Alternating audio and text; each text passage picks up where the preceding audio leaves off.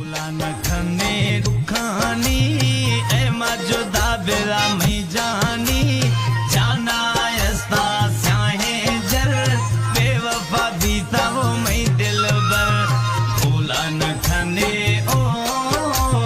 फूला नखने है फूला नखने दुखानी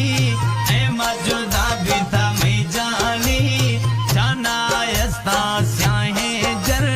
बेवफा बीता वो मैं दिल बर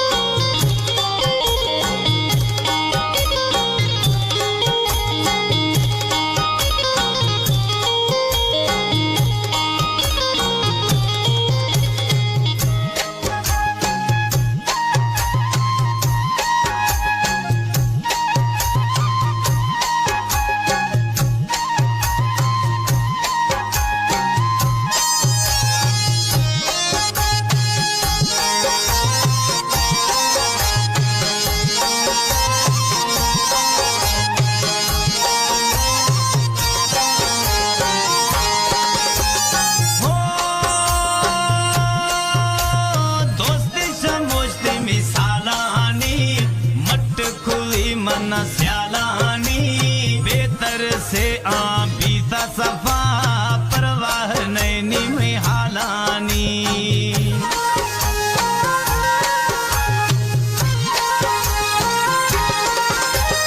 हो दोस्ती समोस्ती सालानी मट खुली मन स्यालानी बेहतर से आ बीता सफा